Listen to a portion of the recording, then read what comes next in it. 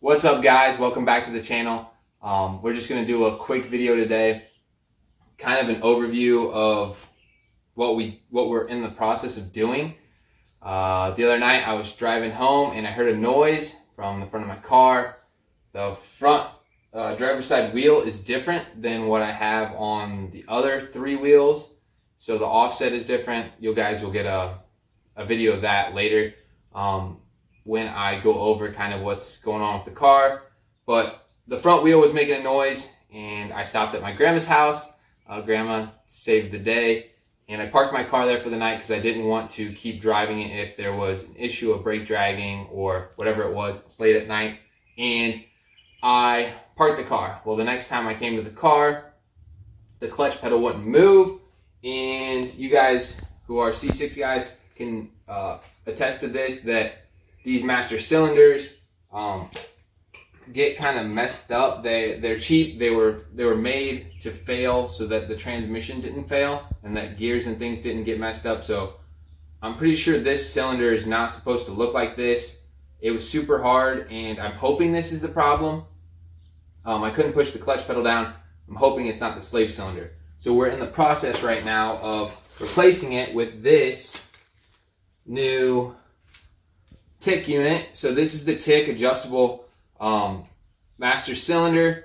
You obviously reuse the reservoir, and there's a quick disconnect that is on this now that you use.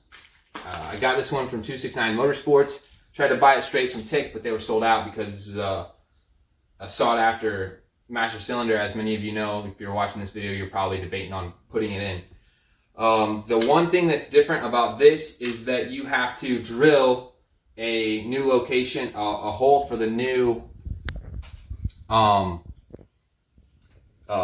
adjustable, I don't know what you want to call this, the adjustable throw has a different location. So this is the stock pin here, and you have to go towards this stop 7/8 of an inch from the middle of here to here and drill a 3/8 inch hole. We'll show you that. The other thing that I kind of wanted to show while the bracket was out of the car is these teeth that are here. This stock master cylinder gets spun, or you spin it clockwise while you're in the car. So looking at the front of the car, you spin it clockwise and it will pop out of the car. Then you can kind of pull it out and wiggle it a little bit. It's helpful if you have another person. I didn't show any of that because it's kind of hard to see all of it, but like I said, there's two clips. You disconnect those. All this is in the Tick instructions. This isn't going to be a how-to. This is kind of just an overview. But you follow the instructions. You pull that. You switch this over. There is a spring in here that you need to be very, very aware of when you're trying to pull it out, because if the spring, you lose the spring, then you're kind of screwed. Then you reattach this from the old master cylinder onto the new one, and then you reassemble it back into the car. So we'll get you guys another update video on that, and then I'm going to get you an update of how I like the master cylinder once it's been installed and I drove it for a little bit.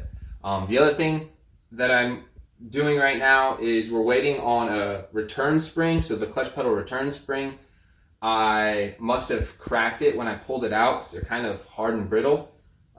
So I cracked one of the retaining clips off, or the retaining ears off, and I'm going to reinstall the GM one and then drive it for a while, see how I like it, and then maybe down the road I'll probably have a review of the Lingenfelder return spring, because I've heard a lot of guys like that and they switched to it. So if you guys want to see a video on the Lingenfelder return spring, let me know.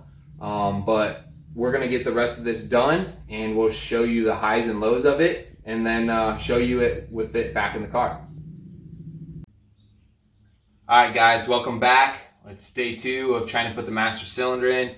We got the correct drill bit now, and I have went ahead and drilled and installed the bolts for the new master cylinder pin. I guess I should give a better kind of view of it. It's kind of the view you should have. Seen other guys thread and tap this hole, but I didn't. I just tightened this down pretty good. The aluminum was real easy to drill through, so not a problem there. Not even a really sharp bit on that. The next thing that I'm kind of worried about is installing it into the firewall. So you see here, this is kind of the opening for the new master cylinder to go through. And when you install the new master into it, let's see if I'm smart enough to figure out how to put it in there. It kind of puts the master at an angle like that. So I'm kind of worried about it. I'm not sure if I messed up something or if I got the wrong part or if this is supposed to sit kind of similar to a tilt like that. Maybe it doesn't matter at all. I guess we'll find out. I'm going to install the pedal box back in, and then I will try to install this.